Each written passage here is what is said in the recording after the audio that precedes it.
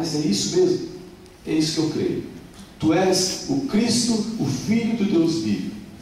Um resumo de tudo que você precisa saber a respeito do Mestre Jesus.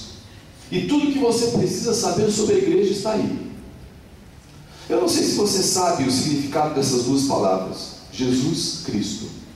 Já parou para pensar nisso? Qual o significado de Jesus? Qual o significado de Cristo?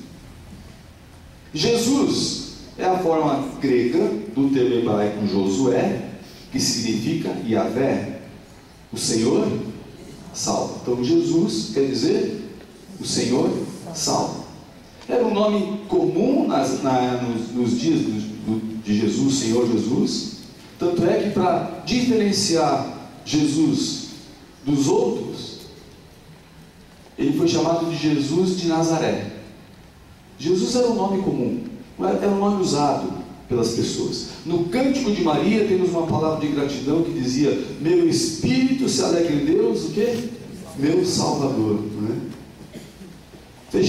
Fechando aqui a ideia então de que o significado do nome Jesus é aquele que salva, Salvador, o Senhor que salva. Esta é a ideia do nome Jesus. E a palavra Cristo quer dizer o quê? Eu quero dizer para vocês que eu perguntei isso para as pessoas assim, espontaneamente esta semana. Mas Cristo não era o sobrenome de Jesus? Não, Cristo não é o sobrenome de Jesus. Cristo é derivado de Christus, do latim, Christos, do grego, equivalente a Messias no hebraico, que significa ungido. Ungido. A palavra grega Christos deriva de uma outra palavra, krien, quer dizer esfregar levemente, espalhar, untar ou ungir. Essa palavra era usada secularmente, não tinha tom sacro. E no Antigo Testamento, pelo menos 2 cargos eram descritos como Messias, ou como pessoas que eram ungidas com azeite. O sumo sacerdote, que era responsável pelas práticas religiosas, ele era ungido para fazer para comandar as práticas religiosas. A unção também servia para dar autoridade e purificação. E o rei também era ungido para liderar e comandar uma nação.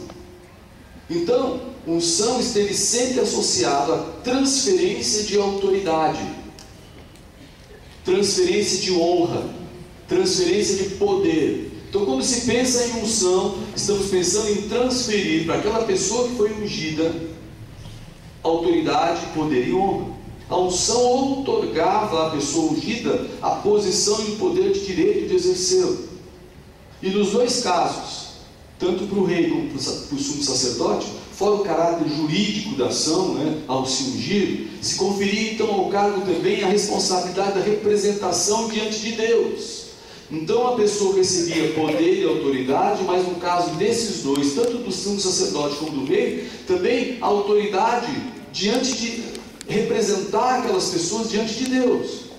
No caso do rei, a unção também se transferia à dignidade real, responsabilidade de responder por aquela nação, pela vida toda da nação.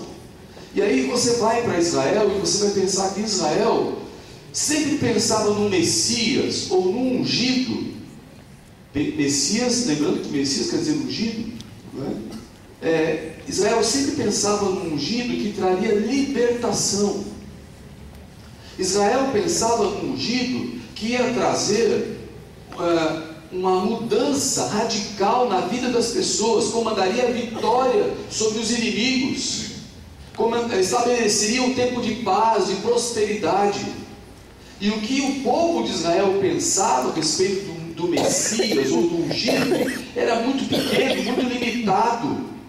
Era um pensamento imediatista, era um pensamento pequeno diante daquilo que o Messias podia fazer. Eles estavam com dor por causa do sofrimento, então era um pensamento que visava resolver o problema imediato deles. Alguma coisa que eles podiam ver, que o corpo podia sentir. Sempre que eles pensavam no Messias, eles estavam pensando em alguma coisa imediata para resolver o problema imediato deles. E quando Pedro fala tu és o Cristo, o Filho do Deus vivo, tu és o Cristo, e Cristo é o ungido, o Messias, o Filho do Deus vivo, ele mostra o lado desconhecido da missão do nosso Messias.